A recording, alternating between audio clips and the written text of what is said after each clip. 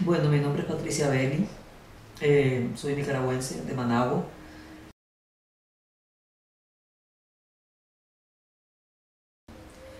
y considero que soy post-terremoto porque no tengo recuerdos ni experiencias asociadas al mundo de Managua pre-terremoto. Esa falta como de ciudad y de sentido de colectividad que ofrecen las ciudades con sus espacios comunitarios, con sus parques, con sus qué sé yo, los espacios de diversión, de ocio, yo no la tuve. Pues mi generación no la tuvo y yo considero que eso ha marcado tanto mi manera de pensar como mi trabajo. Recuerdo que tenía 14 años cuando los bombardeos de Somoza a la población, recuerdo que estábamos refugiados en una casa desde la cual se miraba toda la ciudad y podías ver eh, las, las avionetas dejando caer las bombas y las bombas explotando. Yo recuerdo que contaba los segundos, que como que tenía un conocimiento, como una percepción, digamos, bien poco, ¿cómo te digo? Estaba como desarraigada de esa realidad. Solo como que miraba las cosas pasar. Me fui a Nueva Orleans cuando tenía 17 años y fue más bien en Nueva Orleans donde me empecé a tomar clases de historia de Centroamérica, de crisis en Centroamérica, a leer novelas que eran de centroamericanos y que relataban las realidades de nuestros países, y a entender cosas que jamás había como conectado. Fui creciendo pensando que mi profesión, mi carrera iba a ser la biología, porque me gustaban mucho las ciencias naturales, me siguen gustando mucho, yo creo que eso también es un poco de mi trabajo. Decidí tomar una clase de arte, que era como una cosa que siempre había dibujado, siempre había hecho mis propios juguetes, que ahora se podrían llamar ensamblajes, ¿verdad? Pero eran mis juguetes. Eh, pero como te digo, nunca lo había como considerado como con mucha seriedad con respecto a un proyecto de vida. Entonces tomé esa clase de arte que por suerte no fue dibujo al natural, que era la que yo quería tomar. Por suerte fue una clase de fundaciones del arte que era bien comprensiva, incluía, sí incluía dibujo y sí incluía cosas al natural, pero también escultura y también muchos ejercicios de creatividad y muchos ejercicios de pensamiento como cuestionador, y me fascinó. Cuando encontré eso fue como que verdaderamente encontré un sentido que reunía todas las cosas que yo quería hacer, y me cambié casi inmediatamente. Entonces la problematización creo que estuvo vinculada a mi manera de pensar desde el inicio de mi vida consciente, a partir de mi condición de diferencia.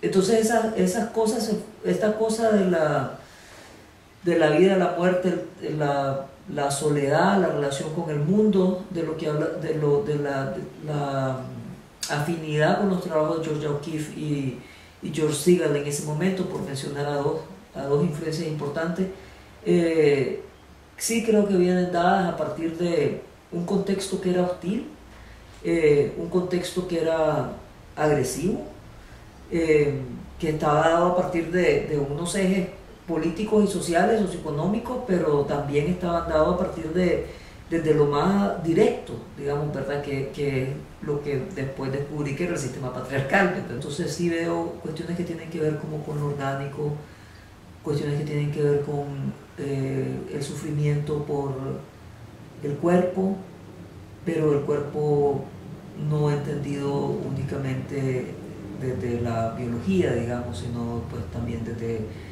lo emocional, lo subjetivo, la psicología, lo social, las relaciones interpersonales, las relaciones sociales, desde el cuerpo. Pero siempre han habido líneas como, por ejemplo, algo que tiene que ver con la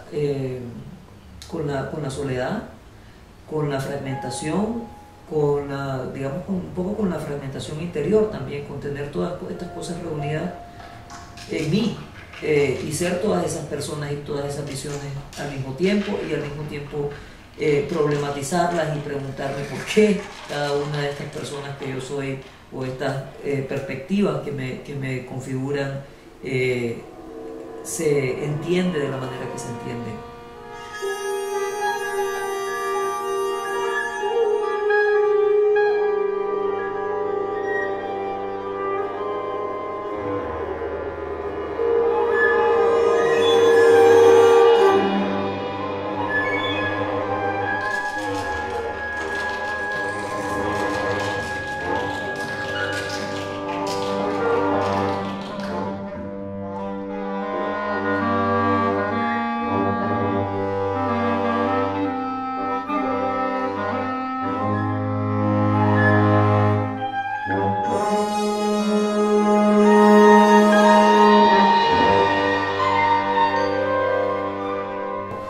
Entonces empecé a hacer estos cuadros y solo hacía manchas, y las manchas eran súper anatómicas. Entonces dije, bueno, no, entonces ni siquiera estos cuadros, voy a agarrar la ropa que compro o las telas, porque también era el tiempo de los retazos, ¿verdad? De que venían grandes cantidades de retazos de fuera y se compraban súper baratos. Entonces empecé a romper, a coser y a pintar encima. Rompía, cosía, pintaba. Y de repente me di cuenta que romper y coser eran cicatrices, que era lo último que había estado trabajando antes de la muerte de mi papá. Eran cicatrices. Y cuando me di cuenta de eso, me di cuenta de que verdaderamente podía encontrarme a mí misma en cualquier material, en cualquier lenguaje, y que no era necesario recurrir a los mismos recursos, que siempre algo iba a estar ahí, pues. Y me dio una gran alegría como entender eso, entender la no necesidad de amarrarse, y al contrario, que la experimentación lo único que podía hacer era alimentar el proceso y enriquecerlo.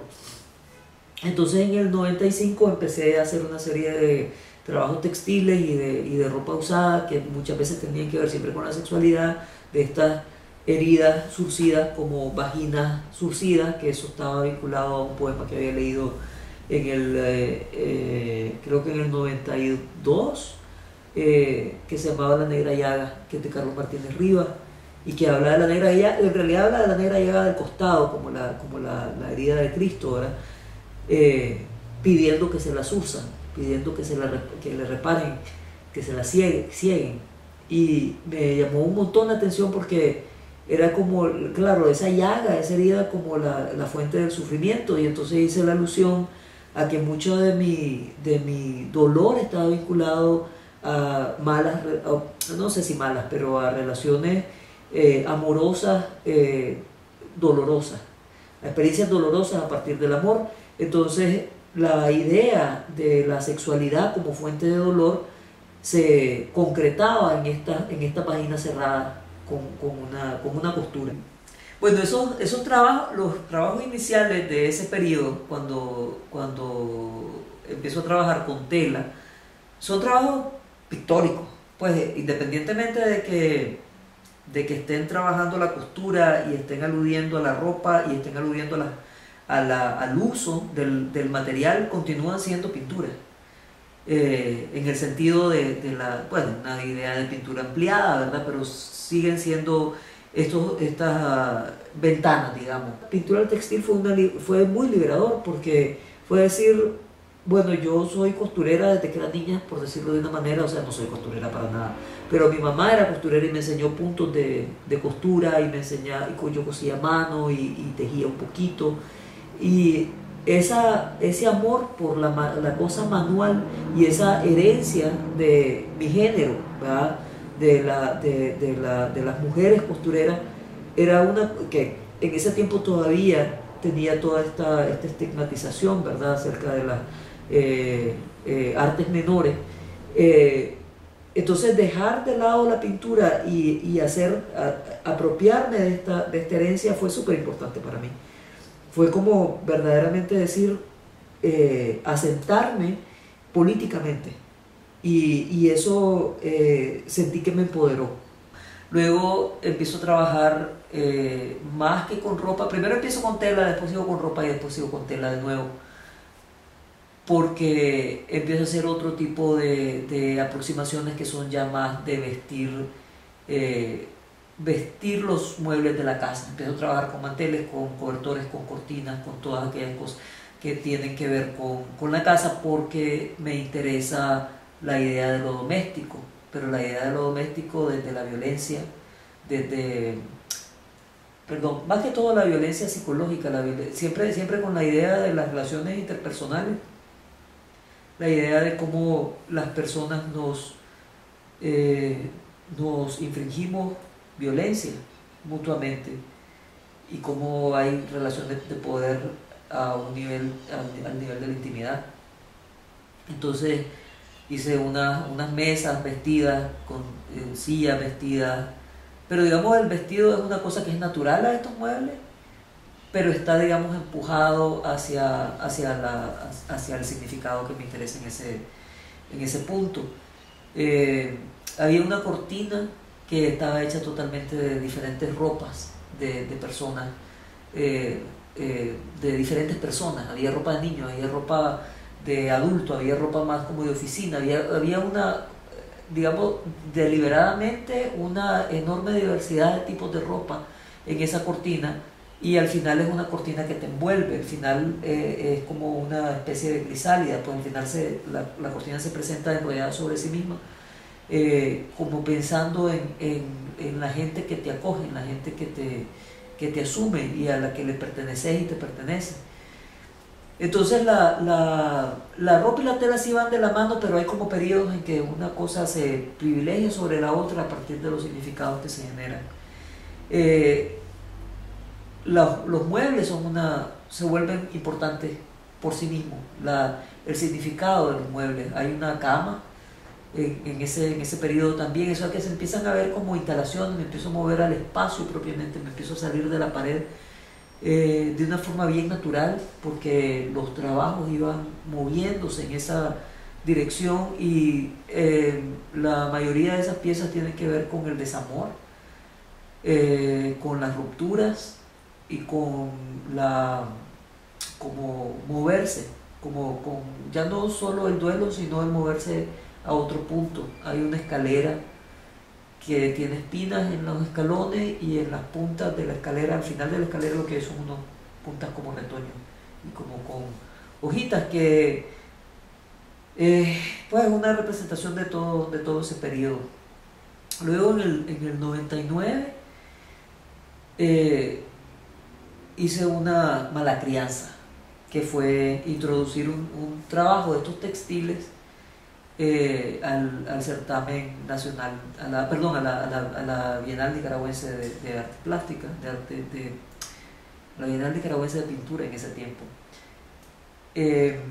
Hice un vestido, en ese momento yo me acababan de aprobar una beca a San Francisco para estudiar la maestría, entonces estaba ya lista para irme. Y hice un trabajo que se llama Vuelo Difícil, porque era pues en ese tiempo mi hijo tenía 5 años, y moverme a otro país con un niño de 5 años era una cosa súper difícil, o sea, sin aquel entorno, sin aquella mamá, hermana, primo, pues lo de que un niño lo cría una aldea, ¿me entiendes? No lo cría uno. Entonces, sacar al niño de la aldea, ¿verdad?, sin todo ese apoyo afectivo y práctico, logístico, era verdaderamente difícil. Entonces hice este trabajo, que era un vestido en el que pinté unas alas, pero que tenía hice fotocopias de una cantidad de fotos mías con mis amigos, con mi familia, y las retoqué con pintura. Entonces era innegablemente una pintura, era un objeto pintado, ¿verdad? Pero era, digamos, en términos como de los requisitos de una pintura, tenía elementos pictóricos, y además estaba sobre un batidor. Eso fue una total mala crianza, lo hice con toda la intención de poner una triquitraca en una fisura, digamos, de la Bienal, de las bases de la Bienal de pintura. Y pensé que uno quizás me aceptaban en el concurso y a lo mejor hasta me daban una mención o algo y era como meter una triquitraca en el sistema, ¿me entendés? Hacer una pequeña huella. Esa fue una decisión política clara. Lo que nunca me esperé fue que me fueran a dar el primer lugar. Y eso fue de una trascendencia enorme, tanto en mi vida como en la vida del medio, como en el devenir, digamos, de lo que era entonces la Bienal, porque terminó teniendo que transformarse a partir de la colisión que generó entre los grupos, porque pues en ese momento cuando yo tomo la decisión de hacer eso, esa maldad, esa mala crianza, es porque hay un enfrentamiento claro entre los pintores tradicionales y la gente que estábamos trabajando en unos lenguajes más contemporáneos. A los artistas contemporáneos, el medio tradicional nicaragüense nunca nos había tomado en serio. Éramos como un estorbo, pero no un estorbo, digo, importante. Entonces, en el momento en que ese trabajo gana ese premio, nos volvemos una amenaza, porque podemos empezar a utilizar espacios que antes nos estaban negados. Podemos empezar a través de nuestro trabajo a hacer desplazamientos. Y en ese momento que nos volvemos una amenaza, se nos viene encima, o sea, un balde de mierda. Y no lo digo solo por mí, fue una polarización mucho más clara de lo que antes había sido. Entonces, a partir de eso, la Bienal se vuelve la Bienal de Artes Visuales. Y a partir de eso, todo el mundo se empieza a preguntar aquí qué pasó. Y yo, por suerte, estaba casi en el avión para irme para San Francisco y me fui. O sea, yo dejé de dormir. Yo empecé a tener unos problemas de insomnio horribles a partir de la cantidad de odio que se me vino encima. Yo leía aquellas entrevistas y decía que no puede ser, pero ¿por qué están diciendo eso? ¿Por qué están diciendo que yo no soy nicaragüense? No es que yo no fuera nicaragüense, era como que yo había estudiado fuera y entonces eso invalidaba mi trabajo. Eso me deslegitimaba. Que yo estaba haciendo cosas que se habían hecho en Nueva York, no sé dónde, no sé cuándo. O sea, totalmente desvirtuando lo que el arte hace, ¿me entendés? El enriquecimiento de la experiencia, desvirtuando la posibilidad del trabajo de generar una experiencia, o no desvirtuando, invisibilizando las cosas que el trabajo hacía en virtud de que si era textil y que por lo tanto, o que si era, le decían instalación, lo cual no era, ¿verdad? A partir de lo que ya se ha hecho fuera y no se ha hecho en Nicaragua, ¿verdad? Entonces, con esas ideas me fui para San Francisco y eso fue todo otro periodo de la vida. Entonces en 1999 llegué a San Francisco a hacer la maestría y me encontré en un lugar donde se manejaba mucha teoría, donde se asumía que si llegas a la maestría ya no necesitas ya no necesitas construir unas plataformas porque ya están construidas, sino que trabajar sobre esas plataformas. Y yo teoría no había recibido. Yo había estudiado artes y letras en la UCA, después de Nueva Orleans hice la carrera de artes y letras en la UCA en Managua para fortalecer una base de historia del arte. Y de ahí me topé con la literatura y eso fue toda otra ramificación muy, muy feliz. pero teoría yo no había estudiado. Entonces de repente me encuentro en una situación en la que me siento como discapacitada ante lo que estoy, pues ante la situación en la cual estoy. Y en esas primeras semanas hice un dibujo de una muñeca en hilos, como un títere aventada contra la pared. Porque me dije a mí misma, me siento como que me aventaron contra la pared y empecé a hacer estos muñecos. Y esos muñecos fueron como el origen de lo que después fue el circo, de lo que después fueron una serie de trabajos que marcaron, digamos, mi trayectoria porque fueron momentos de mucha exploración y de mucho estar en contacto con emociones emociones y sensaciones bien del cuerpo. Entonces hice una serie de dibujos, chalecos peludos como de protección, todo esto era dibujo, antifaces que eran de la boca, una sonrisa antifaz con una armazón para ponerte en los hombros, eran como prótesis unos eran como prótesis para enfrentarse al medio y otros eran como la imagen subjetiva de lo que yo estaba sintiendo. Pues como empecé a hacer piñatas, empecé a trabajar con piñatas, con la idea esta de que de que sos la piñata y te puede venir de cualquier lado, ¿verdad? El golpe y la sensación de mareo y de vértigo y de subir y bajar y no tener control de la situación, y el control lo tienen otros, ¿verdad?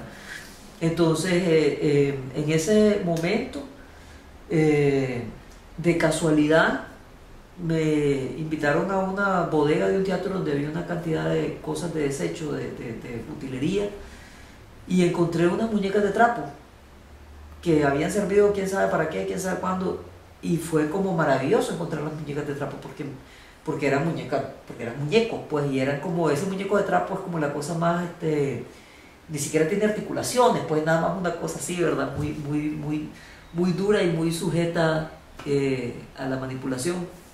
Entonces empecé a representar esas muñecas de trapo en situaciones de piñata y en situaciones de títere. Hasta ese momento todo era representación, pero bien pronto, como tenía las muñecas, empecé a trabajar con las muñecas y a hacer nuevos muñecos. Y hacer nuevos muñecos que estaban hechos. Hice un montón de experimentos de, por ejemplo, muñecos que estaban hechos con telas floreadas, por decir algo. O sea, que no se correspondía pues a la piel. Y todos estaban en situaciones que estaban unos amarrados, a otros les salían, otros tenían caras, pero solo partes de la cara, otros tenían caras donde no debían tener cara, como en el estómago, y así pues una serie súper grande de esos muñecos que estaban por lo general colgados de polea, ya fuera como piñata o ya fuera como parte de lo que después fue el circo. Todo tenía que ver con la manipulación, ¿verdad? Cuando hice el circo, y que fue súper gratificante la construcción de esa instalación, y era efectivamente, creo que mi primera instalación, a pesar de que había hecho estos trabajos de la cama y la cortina que te mencionaba antes,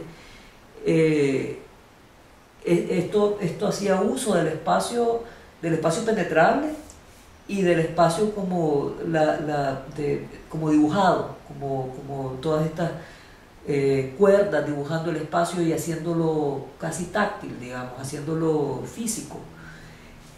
Entonces cuando vi el circo sentí una sensación de impotencia que no me parecía que estaba haciéndole justicia a las cosas que yo sentía. No había agencia en esos muñecos, no había voluntad.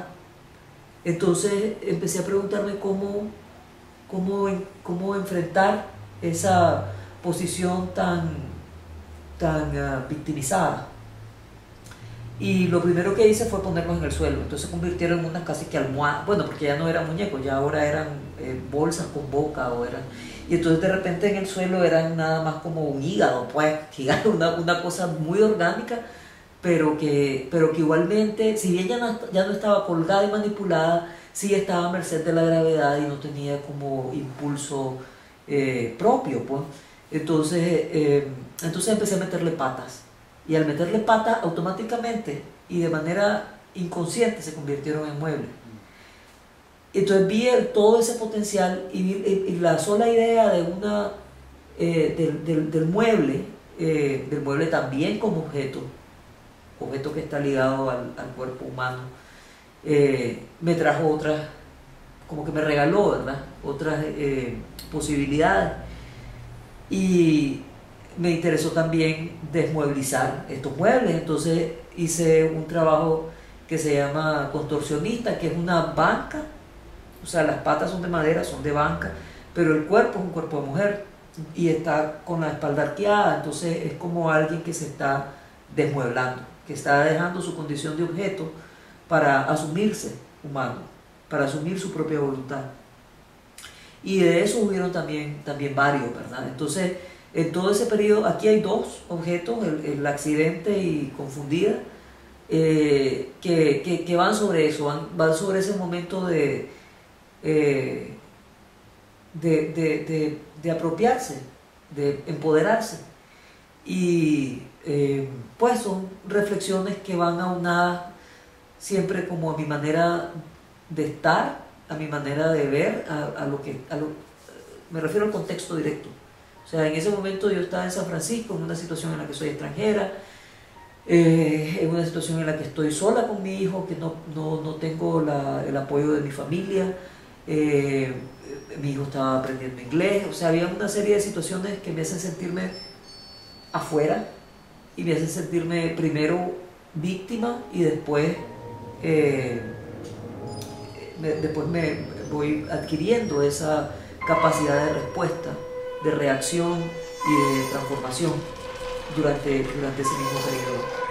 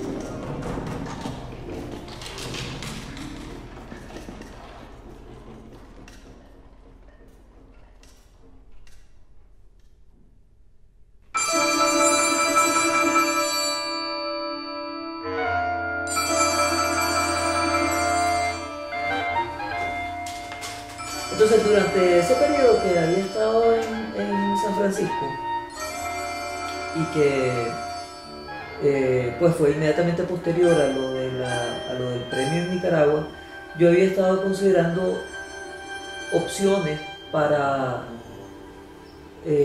digamos, contribuir a que el medio se ampliara de manera profunda, ¿verdad? O sea, no ampliarse en más, sino ampliarse en una mayor diversidad de formas de pensamiento. Y incluso me entrevisté, pues yo tenía claro de que lo que había que hacer en una escuela, porque una de las características de esa protesta visceral de cuando gané el premio vino, una y la más importante, vino de la escuela de artes plásticas, vino de los muchachos jovencitos que estaban trabajando en la escuela. Y yo dije, pero ¿cómo es esto? O sea, a estos chavos no les están dando ninguna oportunidad, no se les está enseñando nada.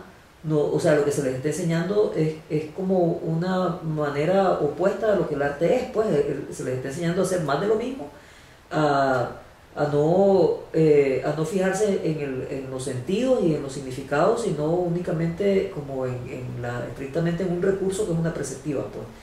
Entonces, al darme cuenta de eso y aclararme que se necesitaba una escuela, aún estando en San Francisco me entrevisté con algunos profesores para hacerles consultas y todo el mundo me decía, no, pero es que una escuela es una locura, ¿verdad? O sea, eso requiere muchísimos recursos. Y efectivamente cuando regresé a Managua yo dije, bueno, yo realmente no voy a conseguir estos recursos, ¿verdad? Entonces lo que puedo hacer es nada más lanzarme, pues, y abrir unos círculos de discusión en mi casa y prestar mis libros y así comenzar, en vez de tratar de hacer una estructura antes. Entonces hice una convocatoria, me fui al periódico, hice una convocatoria invitando a jóvenes artistas a que se incorporaran a un diálogo en el que íbamos a hablar del trabajo, hablar de los intereses, de la manera en cómo usted estaba construyendo el significado, de por qué su trabajo tenía relación con otros trabajos y por qué no. Y entonces vino uno, a la primera sesión. Vino Wilber Carmona. Un par de años después ganó ganó la Bienal y creo que el año siguiente, 2 años después, volvió a ganar la Bienal. Era como la sangre joven que se necesitaba. Entonces esos círculos durante el primer año crecieron hasta como consolidarse en 10 personas. Lo que hacíamos era hablar, efectivamente, pues discutíamos los trabajos y los trabajos fueron creciendo exponencialmente. Todo el mundo vino con dibujos o con cosas bien básicas, eran bien jovencitos ellos tenían 17, 18, 20 años. Y su trabajo pues respondía a unas necesidades, respondía a haber estudiado en la escuela o no, y a unas necesidades de hacer una cosa diferente. Ellos en algunos casos habían pertenecido a los grupos de la escuela que hicieron una protesta en contra del premio, pero tenían curiosidad, o habían al menos visto con sospecha los trabajos de arte contemporáneo, pero con una sospecha curiosa, digamos. Entonces se fueron acercando y fueron transformando su trabajo a través de la retroalimentación y la discusión. Y al primer año ya teníamos un grupito consolidado, hicimos una primera exposición y fue como un super éxito en términos de que se le dio mucha visibilidad. Lo que no se entendió y todavía es difícil como, como hablar de, como hacer que eso sea visible, es que no son los lenguajes los que hacen actual un trabajo, sino cómo está construido el contenido. Y el contenido puede estar construido a través de la pintura. Y un lenguaje, un trabajo que parece perfectamente contemporáneo porque está hecho de tres cosas diferentes puestas en tres lugares en el espacio, puede ser una cosa súper tradicional en su visión. Entonces eso al día de hoy sigue siendo un problema, pero entonces era mucho más un problema. Se asumió que esto era el arte contemporáneo porque eran lenguajes diferentes, porque eran materiales diferentes y modos de producción diferentes. Pero en fin, Tajo, lo que en el primer año empezó a llamarse Tajo, Talleres de Arte Joven, fue como una revolución para mí también, o sea, en el hecho de poder, de tener un espacio de diálogo que era mucho más como afín a mis intereses y me fue a mí también transformando, o sea, eventualmente, bueno, de Tajo fueron menos de 4 años, pero más de 3, que Tajo se gestó y se hicieron exposiciones y se hicieron cosas, pero estaba muy estable en cuanto eran las mismas personas y ellos se asumían más como un grupo que como un grupo de trabajo, como digamos, más profesional que como una escuela. A mí me interesaba más el modelo de escuela y de que se fuera reciclando, digamos, que no fuera pues esta cosa estática. Entonces, como el tercer año empecé a como configurar las bases para una asociación de artistas que pudiera servir de plataforma para trabajar el concepto de escuela, aun si era sin los recursos tradicionales de la escuela. Y efectivamente se constituyó la asociación, se pudieron buscar unos patrocinios y finalmente pudimos traer instructores de fuera, entre los cuales estuviste vos, estuvo Joaquín, hubo gente, Moisés Barrios, pero también vino gente de Europa, de Estados Unidos, y la cosa se fue como ampliando y se fue expandiendo, digamos, el mundo del arte contemporáneo en Nicaragua. Que el modelo funciona de muchas maneras, o sea, no funciona nada más en un ambiente de taller de análisis de obra, funciona en las reuniones que tenemos de coordinación, funciona a todos los niveles de lo que Espira se ha convertido. Tuvimos una cantidad de proyectos enormes y ahora estamos de vuelta en prácticamente los proyectos educativos directos, pero siempre tenemos estas reuniones en las que nos gozamos mucho y nos criticamos mucho y están construidas sobre un espíritu de franqueza y de respeto al otro, como te respeto, te digo lo que pienso sobre lo que haces, ¿verdad? No me lo callo y no se lo digo al otro a tu espalda. Entonces, y hay mucho cariño también construido en estos círculos. Entonces, Espira es una escuela de la manera más amplia, en la manera más amplia del término. Es una asociación en la que confluimos una serie de artistas que trabajamos en diferentes proyectos en función de lo mismo, digamos, pues de transformar el medio, de crear opciones, oportunidades para los artistas emergentes. Unos ambientes, unos espacios de un montón de cariño, de un montón de verdad en el sentido de sinceridad. Que creo que han ido mucho más allá de formar artistas en el sentido tradicional de la escuela. Han formado personas, nos hemos formado mutuamente. Yo no soy la persona que yo era hace 15 años cuando ese espacio abrió. Soy una persona con mucha más resiliencia, con mucha más capacidad de sobrellevar y superar lo que sea, los problemas, tanto laborales, digamos, o educativos, hasta los personales y los duelos. O sea, tengo mucha más capacidad porque me quiero más, porque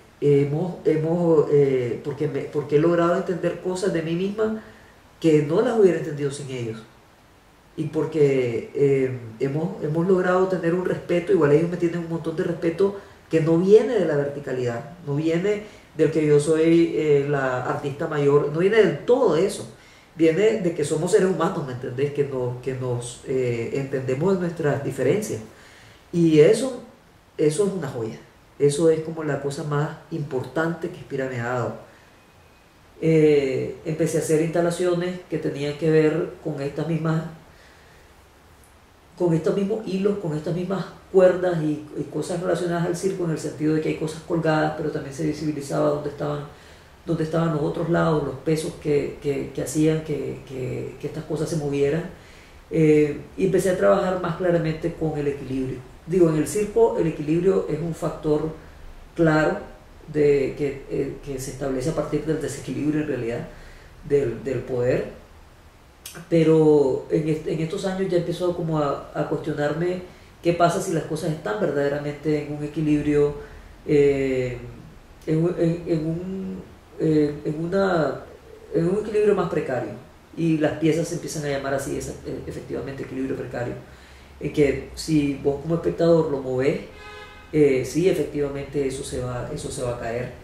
También hice videos vinculados a esa idea, y simultáneamente empecé a trabajar con las llantas quemadas de las huelgas del 6% de los universitarios, que eran pues unas luchas por el presupuesto aprobado a las universidades, que habían conflictos en ese sentido.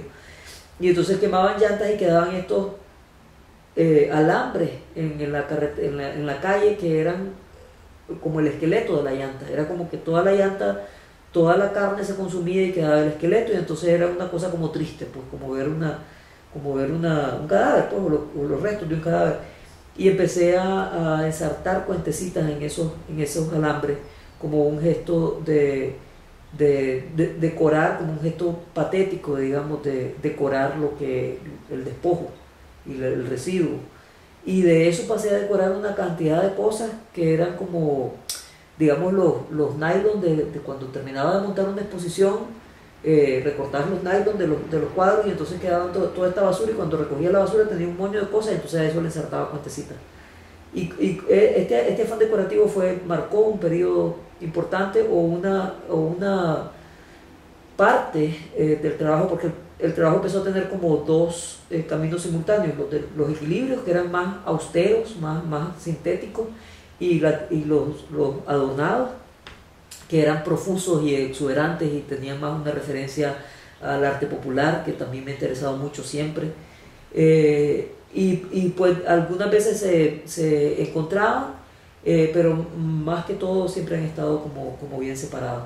También empecé a hacer cosas con resortes que unían ramas, y que al suspenderlas tenían unos ciertos movimientos muy orgánicos, muy como de tremores. Todas esas cosas vinculadas a la inestabilidad, y lo que empecé a entender como el equilibrio, ya no solo de las relaciones interpersonales, sino también, o de la propia, el equilibrio personal, sino también en relación al mundo, al entorno más, digamos, cósmico, pues, no solo al entorno social. Y recuerdo que hice unos trabajos iniciales. Estaba buscando unas formas geométricas que me permitieran trabajar con el aspecto racional, o con el aspecto, lo racional es importante, pero también es importante la geometría en el mundo, como la proporción áurea, por ejemplo, o la posición de las cosas en la naturaleza. Entonces, buscando cómo sintetizar eso, me encontré con un aparato que se llama armonógrafo, que hace, a partir del movimiento de los péndulos, grafica la armonía. Y fue como una revelación que también trajo consigo otro cuerpo de trabajo. Los armonógrafos llegaron en un momento en que yo estaba súper interesada en los huracanes. Estaba interesada en la espiral y en lo que significa una espiral que te consume, que te arrastra, y lo que significa en la naturaleza la proporción áurea y la perfección de esa espiral. Entonces como esa contradicción y esa relatividad de una cosa que es un fenómeno perfecto, digamos, armonioso, con lo que implica, con lo que crea y gesta en la vida humana. Entonces la relación entre fenómeno y desastre me era súper interesante. Y eso se conciliaba en la idea del huracán. Cuando encontré el armonógrafo que funciona a partir de espirales, porque el movimiento de los péndulos al irse reduciendo, al irse ralentizando y reduciendo por efectos de la fricción, se va volviendo más pequeño, entonces la línea va encogiéndose hasta llegar al punto muerto, ¿verdad? Pero en ese devenir se gestan dibujos increíblemente complejos, a veces súper hermosos, a veces más simples, y eso me interesó un montón. Además yo no tengo control de o sea, logré finalmente construir la máquina, ¿verdad? Y me di cuenta que yo no tenía control de esa máquina, que el control que yo podía ejercer era mínimo, pues, y que las figuras siempre me iban a sorprender. Entonces hice una cantidad de máquinas, o sea, buscando como diferentes figuras, buscando diferentes comportamientos, porque de repente hay uno que se llama el armonógrafo loco porque hace lo que se le haga la gana y sin ninguna armonía, ¿entiendes? O sea, es como una mancha, como un relajo que se parece mucho además a los alambres decorados.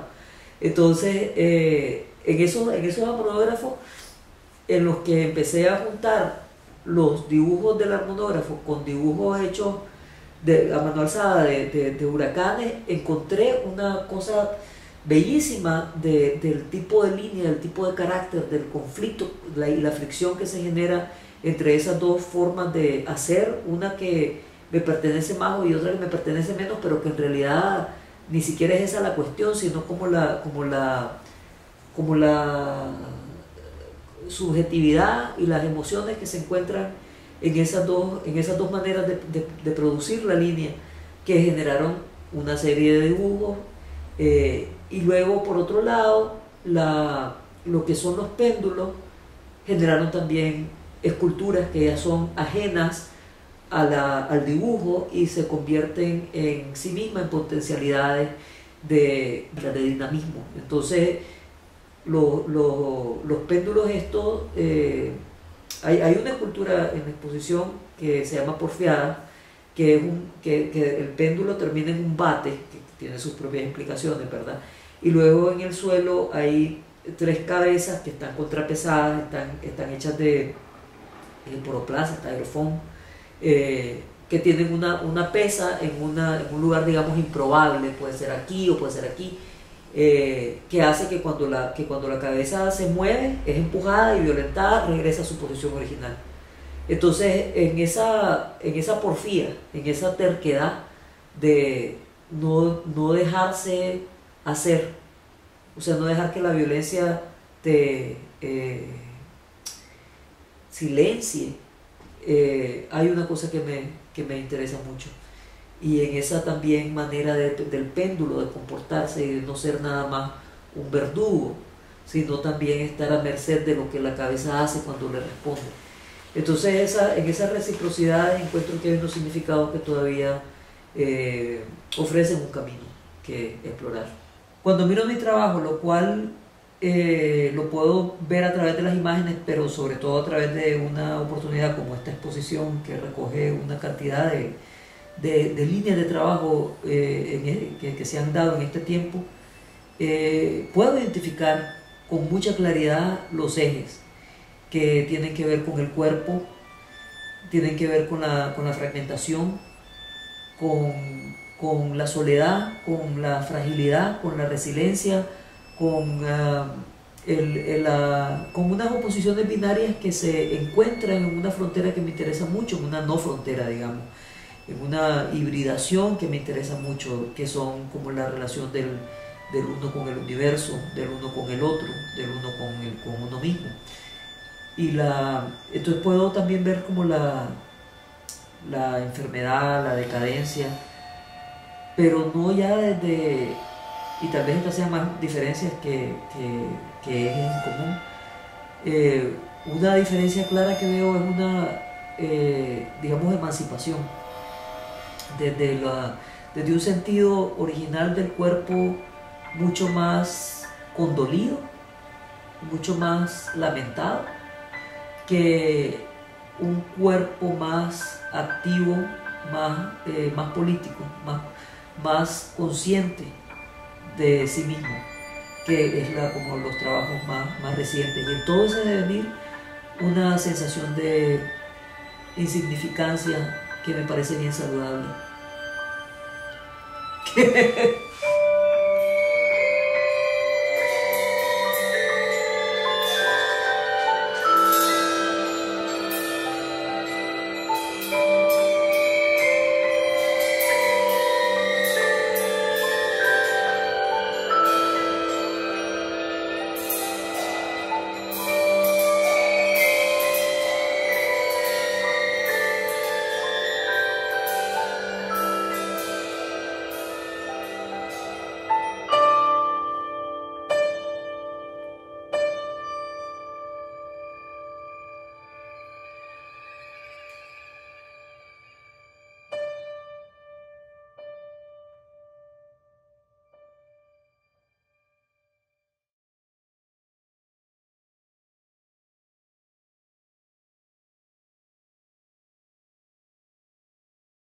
Porque yo me metí en el grabado movido por la necesidad de lograr una especie de imagen dibujo que se pudiera tocar, casi como una necesidad de concebir un dibujo tridimensional que es difícil, imposible.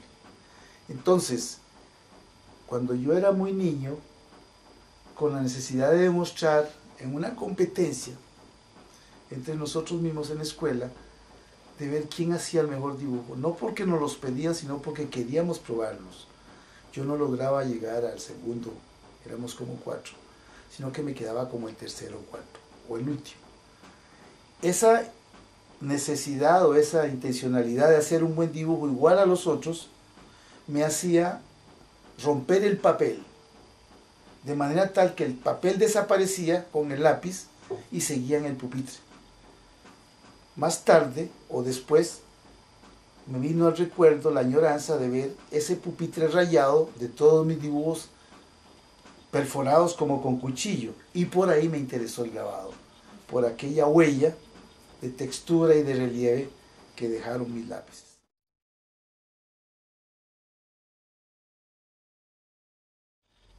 Cada material para mí tiene que ser afín a lo que yo quiero comunicar.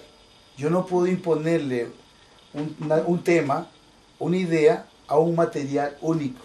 Tengo que buscar el medio para yo sentirme contento, satisfecho.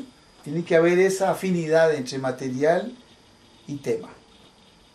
Entonces, no existe un material único, como no existe un deseo de comunicar una sola cosa.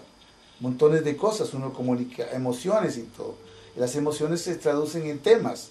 Entonces, cuando están actualizadas o que se quieren actualizar, entonces voy a buscar el medio que sea factible para que eso no se disloque, para que haya esa armonía. Esa es mi intención, yo no estoy diciendo que lo logro, pero esa es la intencionalidad mía. Cuando he usado el hielo es porque lo requería, aparte de la memoria que hacía de mi padre, vendedor de granizados. Cuando uso la madera es que me trae el recuerdo del pupitre de la escuela que hablaba anteriormente. Cuando uso el papel, cartón y todo, que lo raspo, lo raspo, lo aruño con cuchillo, con clavos, es porque quiero sentir el borde dentado del cartón que me recuerda a la punta seca que lo descubrí con el metal, pero ya no como matriz, sino como obra, no como obra, perdón, esa palabra es muy pedante, como un trabajo que quiero hacer, ¿verdad? Y en las telas es porque todo el mundo sabe por las transparencias, pero eso hace muchos siglos que no uso nada sobre telas porque hace mucho tiempo que dejé de pintar con cosas compradas como pinturas y eso, excepto las acuarelas a base de miel, que ando inventando soportes en cuanto a papeles que me permitan darle una mejor utilidad a la acuarela, como por ejemplo papeles que soporten la humedad con bastante tiempo cuando utilizo algo que se me ocurrió, que es la acuarela a presión de agua. Pero para cuando yo cojo mi acuarela terminada con el pincel y la cubro de negro con tinta china y yo aplico la presión de agua de acuerdo al tiempo que quiero que transcurra el secado para lograr lo que persigo, el papel se me despedaza. Entonces tengo que buscar un papel absorbente pero al mismo tiempo consistente para que no se me haga pedazos. Entonces cada cosa de acuerdo a lo que quiero hacer.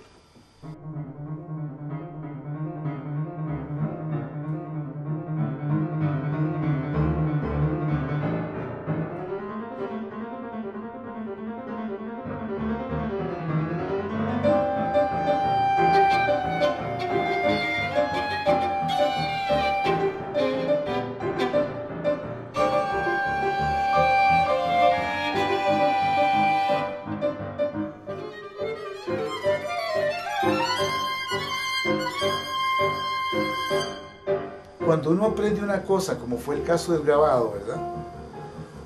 De metal, que no existía aquí, existía una especie de punta seca que mi hermano de la madera había desarrollado en Argentina, Francisco Miguetti. Eso es todo. Y unas puntas de plata que la hermana de Guido había hecho en California, donde vivía. Eso es todo lo que se conocía como grabado metal, ¿verdad? Que no era eso. Ese es un dibujo con una mina de plata sobre papel.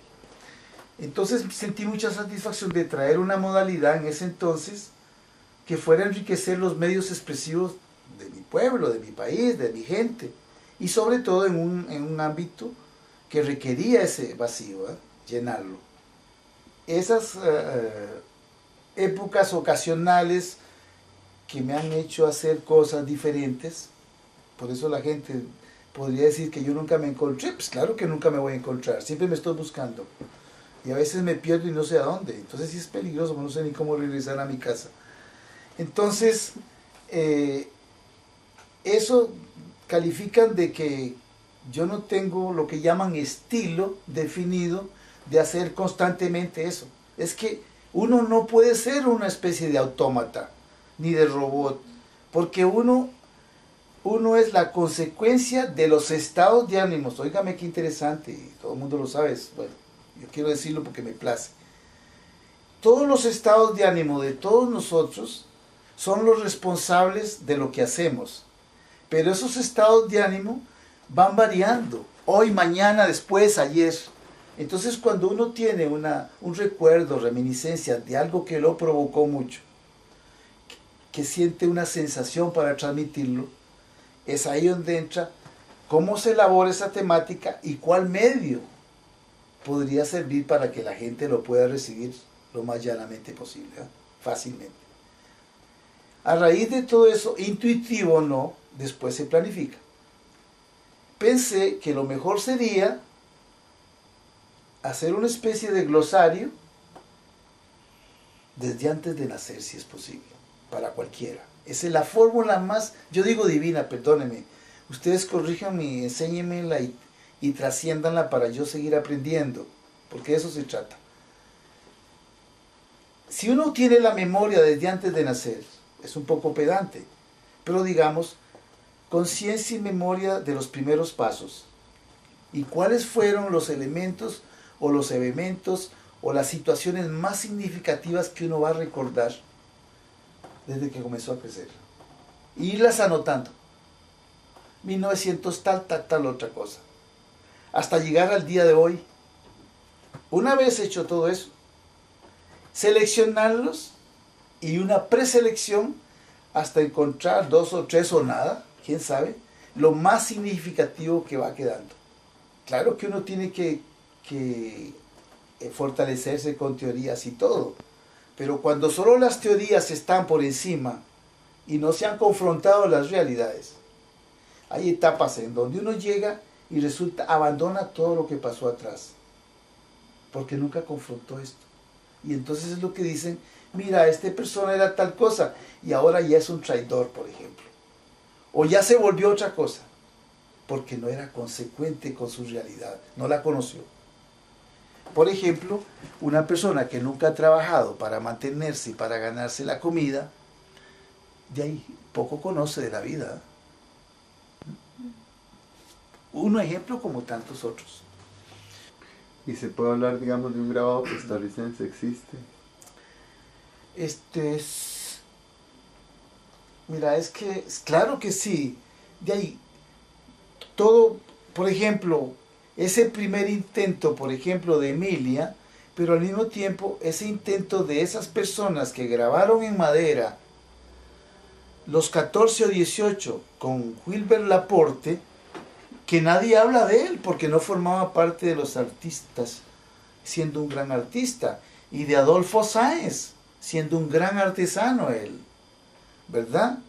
Y de Zúñiga, y Amiguetti, todos ellos, 18 grabaditos en madera chiquitos, y de Juan Manuel, y de Chacón. Eso es una maravilla, eso es un principio. Eso es un principio muy lindo, que no tuvo continuidad. De ahí no tuvo continuidad porque todo el mundo se dispersó y se fue por su lado. Y después también el trabajo de Paco Amiguetti, de don Francisco Amiguetti, que lo descubrió muy tarde, lamentablemente, pero es una huella importante. Pero esa cosa de Emilia Prieto es lo que a mí me da más, ¿cómo se dice? Me llena más. ¿Por qué? Porque ella es consecuente con su época. Ella no le huye a su época, ni se esconde. Y no es que uno se lo propone. Y está desmintiendo la famosa frase trillada de los superhombres de la sociedad dominante que dijeron, primero, que el arte, cuando se ocupa de ideologías o de situaciones socioeconómicas, se convierte en panfleto. Depende de cómo lo hace uno y qué grado de conciencia tiene uno, ¿verdad? Porque si ustedes ven muy bien el caso del fenómeno de alfabetización en México en 1910, de ahí Posada es una joya eso, Guadalupe Posada. ¿Y cuál panfleto? ¿Eh? Y si nos remontamos a Europa, ¿cuál panfleto? ¿Dónde está? Es que quisieron mezclar y como nosotros somos muy ignorantes. Ahora, la única cosa que me preocupa un poco es cuando la electrónica, ¿verdad? La técnica electrónica, las computadoras y todas esas cosas digitales que ustedes conocen y viven supuestamente con eso, está distorsionando un poco. Y entonces eso como que minimiza un poco ese espíritu artesanal del grabado, ¿verdad? Y bueno, hay mucha gente que está haciendo grabado digital.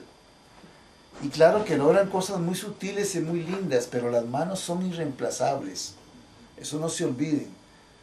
Y hay que tener mucho cuidado con esa industria, porque esa industria no es con la finalidad que tenía el grabado, que era una modalidad social en la cual permitía, por ser multiejemplar, el alcance de todas las mayorías por el bajo costo. Al hacerse una obra multiejemplar, el costo se abarata. Ya no es una sola pieza que se paga muy caro. Y todo el mundo tiene acceso a un original. Esa visión tan linda, por lo que existía el grabado, que esa visión que es la que a mí me llena, se está perdiendo. Porque ahora todo se vuelve industrial. Ahora reproducen máquinas, hacen afiches, pero no con la finalidad de que esté al alcance de todo el mundo, no, para hacer más plata. ¿Cómo ha intervenido el mercado en el arte, en el desarrollo del arte y específicamente en el grabado, digamos, en el país? Claro. ¿Cómo es esa relación arte y mercado y qué ha sucedido? O por lo menos, ¿qué es lo que percibís un poco? Es que, bueno, se puede hablar de acuerdo al grabado, porque en cuanto a la cerámica, parece que está condicionada al mercado. Es más fácil raptarla y limitarla. Al raptarla la limitan. En el grabado es más difícil Porque resulta que no hay una cultura del grabado. Digo yo, grosso modo, ¿eh? No hay. Porque nosotros nos negaron la historia.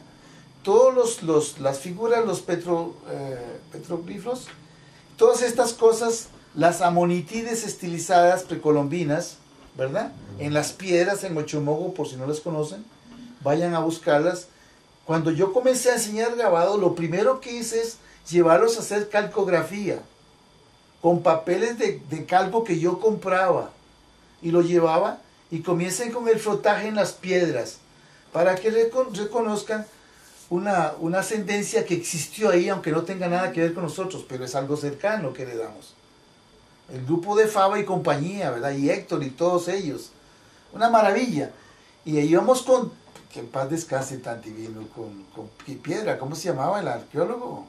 Se me olvida el nombre. Acaba de morirse, ¿verdad? Sí, que toma premio. De Cartago, claro. Con él, es que éramos muy amigos por las afinidades que teníamos. Entonces, él con ahora son doctores en arqueología y no sé qué, sus muchachas y muchachos. Entonces nos reuníamos y él con su grupo de estudiantes de arqueología y yo con mi grupo de Bellas Artes, iba a decir de Bellas Artes, todos ellos, y hacíamos un solo paquete. ¿Ves qué cosa más interesante? Eso como tantas otras cosas. Y después, claro, es tan lindo eso, porque él era un tipo de una gran sencillez y de una gran... Los sencillos son sabios. Y decía, Juan, vamos a ver la cantilla, tenemos un cañazo y después vamos a almorzar. Era lindo eso. Sí, Piedra era... No, me acuerdo. Bueno, ahorita nos acordamos. Qué raro, nos está fallando la memoria. Te estás haciendo viejo, Adrián. Se me olvida todo, Juan. Pero no lo esencial. Entonces eso es, no había una cultura del grabado, que es lo que me preguntaste. Es verdad, porque ese famoso, volvemos para atrás, siempre uno llega al comienzo si va bien. Ese ejemplo de los 18 o 15 grabadores en madera que hablamos antes, con Laporte y Adolfo Sáenz, que no son considerados como artistas, se perdió. Se perdió esa pequeña edición. Y es una lástima, porque al perderse eso, en lugar de continuar y con todo lo demás, se iría formando una cultura de eso, ¿verdad? Emilia rescató un poco con el contexto socioeconómico, ideológico inclusive, ¿verdad? De las épocas tremendas de los años 30, ¿eh? Pero yo estaba hablando algo de Jorge. La pregunta era sobre el mercado y... ¿El mercado? Sí, esa es una cosa, este problema de las modas babilónicas, ¿verdad? Que nos han metido dentro del coco. Cuando uno se va desnudando, olvidándose de sí mismo, se le meten las ratas, ¿eh? Hay que tener cuidado. Cuando uno se olvida de sí mismo, cualquier cosa le penetra. Y después no se da cuenta de que se está comportando como una entidad ajena. Pero eso nosotros no tenemos la culpa. Es que nos han tergiversado la historia, no nos han dado la realidad histórica nuestra. Lamentablemente. Están haciendo intentos ahora los Acuñas, los Montoyas y los Quesadas para rehabilitar un poco la historia, pero todavía no llegan. Son los sociólogos los que han rehabilitado un poco la historia y se pelean con ellos porque dicen lo que los otros no dicen. Entonces ese es el problema. Ese desconocimiento histórico nos hace que nos comportemos y que nos manejen de un lado por otro. Pero la respuesta que me preguntaste, la pregunta es que todo ser humano no puede negarse al dinero, ¿verdad? Es decir, es un atractivo, como no se niega a un perro que le den en lugar de un hueso un biftec. Y si le dan el biftec, va a querer el biftec más que el hueso, a no ser que quiera afilar los dientes. Pero entonces en nosotros sucede una cosa interesante. Esa distorsión que nos han producido sin que nosotros lo queramos y nos vemos transformados, y algunas veces inherente, pero el confort, ¿verdad? El confort material, el sentirse mejor, y sobre todo cuando se viene de medios difíciles, ha hecho que el arte tiende a capitalizarse. Las gentes se meten al arte para capitalizar, y ese es el gravísimo error. Entonces, la sociedad actual nueva, el nuevo rico, con pobre sensibilidad, porque todo se empobrece, nosotros y los que hacen dinero, con un alcance muy limitado de conocimiento, con una sensibilidad muy limitada, por el mismo ajetreo en que se mueven. Entonces, estos necesitan hacer funcionar la plata, porque si no se va al carajo, se pierde. Entonces hay que darle movilidad. Y entonces comienzan a hacer inversiones indiferentemente si les gusta o no. Entonces cuando aparece alguien que vende algo en una suma X atractiva, van a comprarle eso bien. Y eso hace inflar aquello sin antes analizar si verdaderamente, intrínsecamente, el valor de esa pieza responde a lo que la está vendiendo o a lo que la paga. Y con las modas actuales y la nueva globalización, que ustedes saben muy bien que es miserabilización, todo tiende a ser igual. Entonces solo falta que nos pongan un mazo en la cabeza, camine por aquí, por allá. Pero nosotros estamos predestinados a salvar eso, afortunadamente, porque caminamos en espacios diferentes y nuestras sensibilidades no se distorsionan si somos conscientes con nosotros mismos, consecuentes.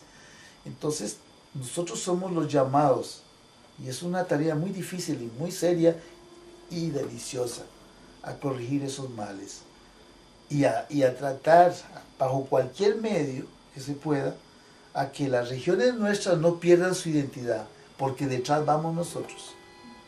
Y si ya no somos nosotros, ¿a quién le gusta andar con un cuerpo ajeno metido en el coco? El cuerpo del grabado que se ha hecho en el país a través de la historia es muy diferente al de la pintura. Es decir, ¿qué lo diferencia y qué hace, digamos, cómo es que se mueven esos Ve, Adrián, mundos? eso es una pregunta que lindo que la hace. Ve, cuando yo estaba participando en la enseñanza con toda la maquinaria y todo eso, yo me rapté a Rudy, graduado licenciado en pintura, que no servía nada, y me lo traje. Y le dije, venga a aprender usted grabado, para que usted pueda hacer pintura después. Porque la disciplina del grabado es de una gran concentración y muy minuciosa. Y en la pintura, iba a usar la palabra masturbación, pero es jugueteando un poco con el pincel, ¿verdad? Bueno, no necesariamente, hay de todo. Pero es otra cosa, esa concentración por un lado y por otro lado, el positivo y el negativo, ¿verdad? El grabado, yo espero que ustedes estén trabajando así, si tienen la capacidad de hacer ya el lado bueno, sin necesidad de hacerlo al revés, maravilloso. Pero eso sí aprende con el tiempo. Ustedes tienen que hacer la figura al lado derecha, pero saben que a la hora de imprimir va al lado izquierdo. Entonces eso distorsiona la imagen. Esa atención no lo da la pintura. Es como si un cuadro lo van a reproducir, entonces sale al revés, al verre, como dicen en Central Park Language. Es importante, muy importante. Entonces yo les decía, cuando nosotros evaluábamos en la UCR al final, porque a mí me tomaban en cuenta por eso, afortunadamente, que me encantaba, no porque me reconocieran, sino porque yo podía decir algunas cosillas que ellos no las iban a decir. Y eso es lo que me agradaba, poder decir cosas que no se iban a oír ahí, no las iba a decir otra persona. No es porque yo soy, no, porque sí, porque tenía una disciplina que no se conocía, probablemente por eso. Entonces yo les decía, la diferencia entre estos trabajos que estamos evaluando, se nota la disciplina de una área y de la otra, el vacío en la pintura. Además de la imposición de los mal llamados maestros, ¿verdad?, que saben cómo enseñaban, imponiéndoles su propia temática a los alumnos. Pregúnteselo a Rudy. Entonces, si estos alumnos de la UCR no se parecían al, entre comillas, maestro, no ganaban el año. Entre más se pareciera, mejor los tomaban en cuenta.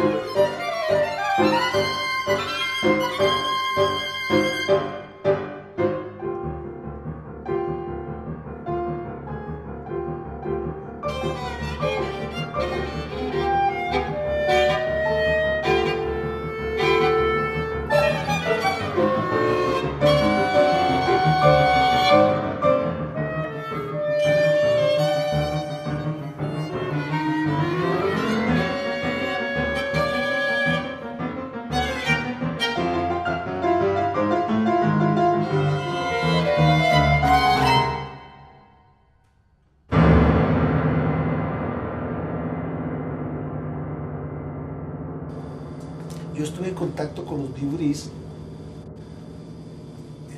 trabajando, cargando piedras en la selva, ¿verdad? Y entonces conocí un poquito su idioma y me familiaricé con eso. Eso hizo que yo me meta después, por otras circunstancias, y entre en contacto con los cabécares en Chirripó y trate de bocetearlos, porque son más bien bocetos muy simples, y algunos de ellos tienen dibujos de forma y todo esto, pero es porque quise tal vez ser muy fiel a esa imagen que se me apareció de pronto, y porque en verdad el dibujo es una de las cosas que más me ha costado a mí. Como les decía anteriormente, yo rompí el papel para sacar una buena forma, un buen dibujo.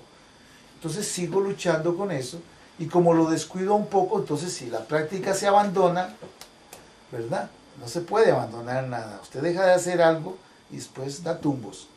Tiene que volver a calentarse, y en cualquiera, el que lo hace muy bien o lo hizo cualquiera. Entonces esas plaquitas representan los bocetos que yo tomé de libretas mías, más el sentimiento que yo recogí, y los fui haciendo en pequeñas plaquitas y los fui reuniendo todos porque pertenecen a ese mundo, Alto y Bajo Chirripó, que son cabécares. Ese conjunto de cosas, porque es una sola familia, por eso los puse ahí. No sé si esa era la pregunta. Sí. ¿Sí? Y además porque me interesa mucho la miniatura. Me costó mucho entenderlo. Yo también era así, 2 kilómetros de pintar. Entonces me di cuenta, porque eso ya estaba, que entre más se amplía la dimensión, el contenido se va escapando. Y en más chiquito se hace, el contenido crece. Si se hace bien.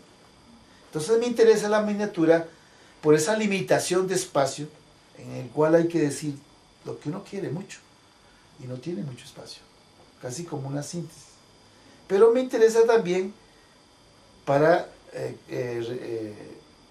¿cómo se dice?, acercarme, es decir, ser consciente del espacio tan pequeño, y en el cual yo quiero decir tantas cosas. Entonces lo hago grande. Pero ¿cómo meto todo el mundo que metería en 2 metros y tengo que meterlo ahí? Ese es el reto el que me interesa. Porque resulta que cuando usted coge miniaturas o cosas pequeñas y los expone, casi nadie los ve. Y para descubrir si tiene algo bueno, hay que acercarse, si es que tiene algo bueno. Entonces es como un reto para la gente. Como es intrigante esa cosita, vamos a ver, lo ves de largo, no es nada. Y no es muy fácil acertar, casi nunca acierta uno. De todas maneras, todos son chiripazos lo que uno hace. En cualquier campo y en cualquier dimensión, son chiripas. Así de verdad es todo. Chiripas, y uno se da, y hay que ser honesto. Uno dice, ¿qué chiripas son mis cosquillitas? Es una chiripa, ¿sí o no? Y ahí yo no tengo otra cosa así.